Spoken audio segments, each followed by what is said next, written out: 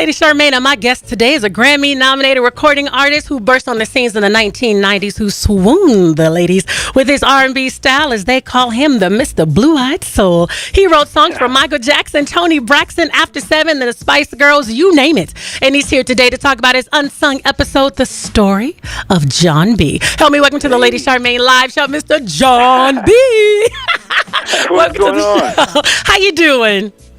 Man, I'm very, very well. Thank you. Good. Well, it's good to have you on the show. It's good to be here. It's a pleasure. Thank you. Good. Well, I really wanted to talk to you because, all the ladies loved you. Before there was a Robin Thicke, before there was a Justin Timberlake, there was none other than Jon B. How does it feel to be considered one of the first in R&B? Not besides Michael McDonald, but, that was the Jon B. How does it make Bobby you feel? Caldwell, yeah. Hey, Tina Marie, there's a lot of people just, hey, people feel soul. It's soul is. It's inside. So it doesn't matter what's out on the outside. That's correct. The bottom line. Yeah. That's the bottom line. If you feel what you do and you do it with soul, then soul can be universal. Real. Correct. Now, tomorrow night, we're going to be able to check out your unsung episode, The Story of Jon B. Were you surprised to get the call that they wanted to do a story on you? You know what? After 20 years in the game, I was looking for something. I was praying for something like this to happen. I really was. It's a milestone for me. Okay. What it is, and just being recognized in any instances. But for this is one of the main sort of shows that is a documentary style show that really showcases R&B. And really, I'm so honored to be a part of the lineage of people who have been a part of the Unsung, documentary series.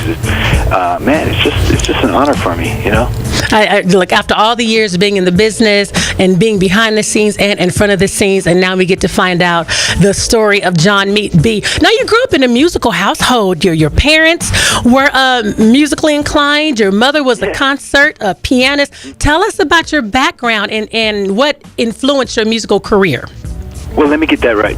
My mother's a concert pianist. My brother is a cello player. My sister is a violinist who plays with the Brooklyn Symphony principal chair, the first chair, and as well as with the large string quartet, Debbie Buck. And my father is a professor of music and taught for 35 years at Cal State LA, which is sort of my alma mater in terms of like high school. I grew up going to the Loxa Arts High there, which is the same campus. And we all basically, I grew up in a totally musical family. My mom's a concert pianist and teaches still family for sure. So basically it was in your genes. But Jon, you also self-taught yourself some instruments. Tell us about that. I taught myself how to play, piano and stuff like that, just by hearing, chords and things like that. And really, I grew up in like I said, a musical household. But beyond the parents like knowing how to play instruments and whatever, my grandparents owned a record store, so they literally gave me every record that was popular at the time. I was born in mid 70s. I won't say the year, but all that amazing music from the 70s on really is a product. I'm just a product of my environment. My the things that I listen to, everything from Earth, Wind and Fire, Michael Jackson to Duran. It's just I'm a product of all that great music. Now, was R&B played in your house, or was it introduced to you by someone? Because when I saw your parents, I got a chance to screen, and they didn't seem like they were more of the R&B type of people. No, not at all. Okay. My background, in terms of like the girlfriends that I dated and their family, and what I mean, being a part of like a lot of my best friends that I did music with, growing up and experiencing what everyone was into, I was influenced by that, and like for instance, in the early '80s, New Edition, they were pretty much the talk of the town and everything. But at the same time, in Pasadena, there was a group coming up called Troop, which was also the talk of the town. Right. And so we kind of wanted to emulate that growing up. We always wanted that those guys were like the heroes, and if you will, So and everybody broke off and did solo careers, and of course I got into every solo artist. Johnny Gill being a heavy influence on me vocally. Ralph Tresvant, same thing, and really all of New Edition, the whole experience. that's a major influence. But then, you know, leading to that, there's Babyface, you know, which is really, he's a pinnacle of, you know, as far as the influences, because, you know, some people will say Prince, some people will say Michael Jackson, and God rest both of their souls, by the way. They are incredibly part of my, you know, influence. But Babyface was very instrumental in terms of being a producer and seeing that, oh man, somebody can do the music and write the song and sing the song. Okay, that's what's up. I'm trying to do that. I know that's right. If I get the chance, you know. Well, and you got a chance because his wife got a hold of your demo. Now tell us, how did that happen? I mean, for you to be a Babyface fan. Yeah, I didn't even know that I was walking it into him at the time. It was just like I was hitting all the labels with my tape at the time, or CD, whatever it was, and you know, I was just trying to get my songs and my production in the door. I wasn't even looking to get an artist deal. It just so happened that Kenny heard my music and he was like, "Come down, man." And I was actually at another label doing an interview, you know, a whole interview and whatnot, and playing my music, and then he got called, and Face was on the phone on the intercom. "Come to my office, man. Let's talk to you." The guy said, "You gonna call him to my office? I thought you were calling for me, man."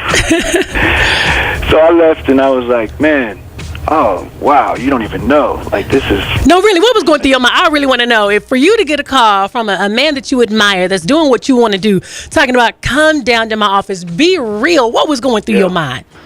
Beyond that, for the fact that he blessed me with the duet for our first collaboration, you know, that's... Well, one thing I will say about Kenny is he has a very gracious soul, man. Okay. I mean, I think it's evident in his music. But what he did for me, it's just like, you know, that's the greatest thing you could do for somebody, you know, just open the door. Yeah.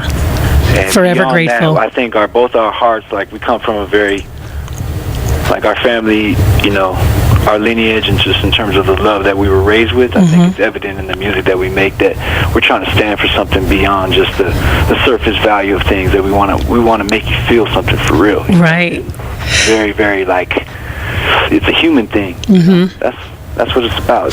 It's about being, you know, in touch with your feelings and being able to express your emotions. And I think both of us acknowledge that that's kind of a rarity in these days. We've got a lot of people just that want to be flashy and just say whatever comes to mind first. I mean, it's all necessary, and I get it all, and I love it all. But there's a need for this, you know, this intimacy that's in the music, you know. I think it's a lacking thing right now.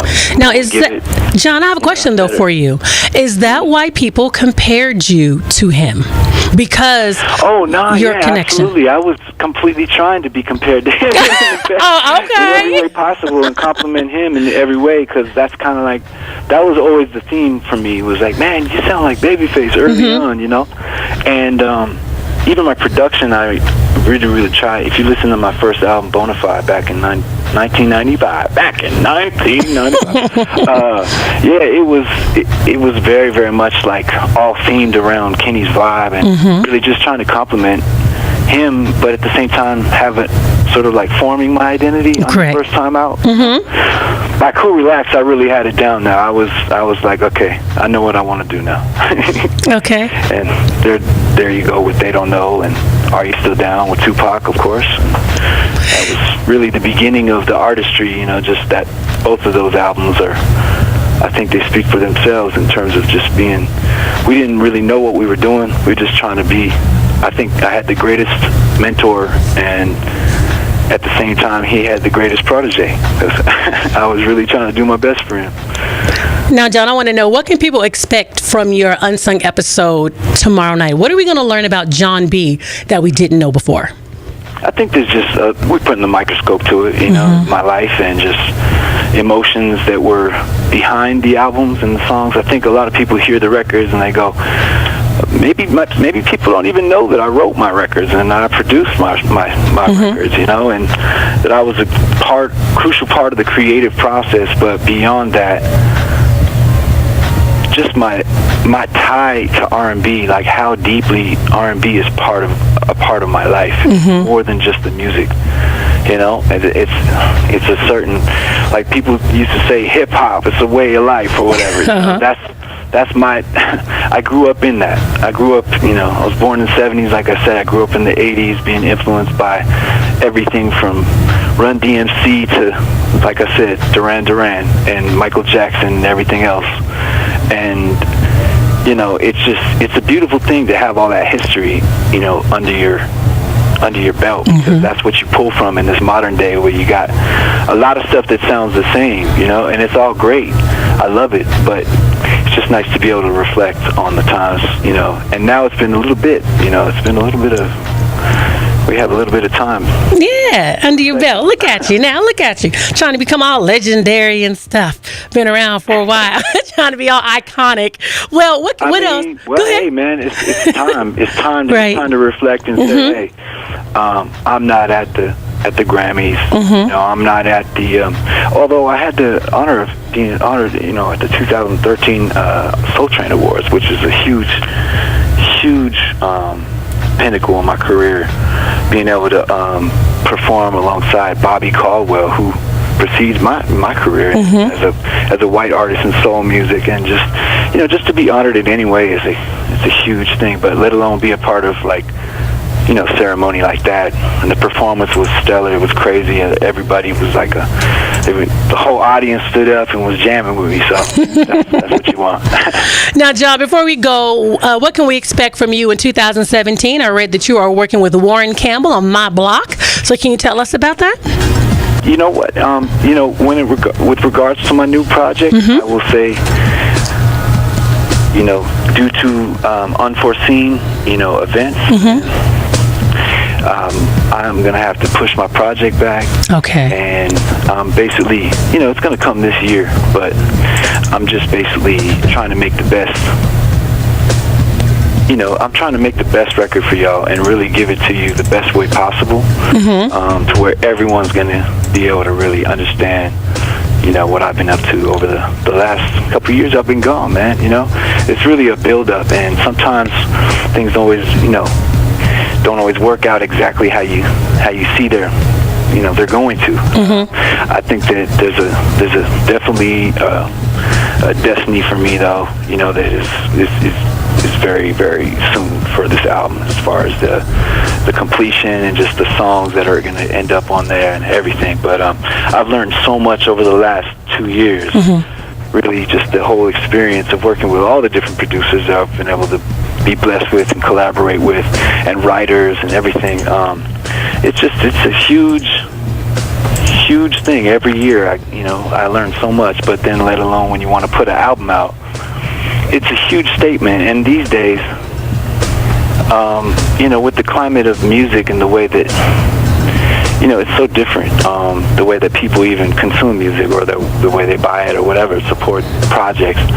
It's hard to tell, you know, how to really exist in this day and age without having to dive so deep into all the social media and all, you know, all those elements that are just so beyond music, that if you don't have everything completely in line, it's not going to get the kind of recognition that it deserves. So really just trying to make the best business moves possible right now. And that's where I'm at right now, just trying to figure it out. And so, yeah, give me some time and I'm going to get you this music. Okay, well, it kind of reminds me when I was listening to Ricky Bell talking about the New Edition story. He said several years ago they wanted to do it. I think he said about 10, I think. And he said, but Bobby didn't want to do it, so Bobby didn't sign on. And he said he's glad that Bobby didn't do it, because now is the time. And God always knows the perfect time, Jon. So I know when this time is going to be perfect. Well, I want to say thank you so much. I want to remind the audience to make sure that you tune in tomorrow night, TV One's Unsung, the story of Jon B. He's going to go on more details. You don't want to miss it. Again, thank you, Jon, for coming on the show. Thank you so much for having me. You're welcome. All right. You're watching a Rich Girl Dreams production.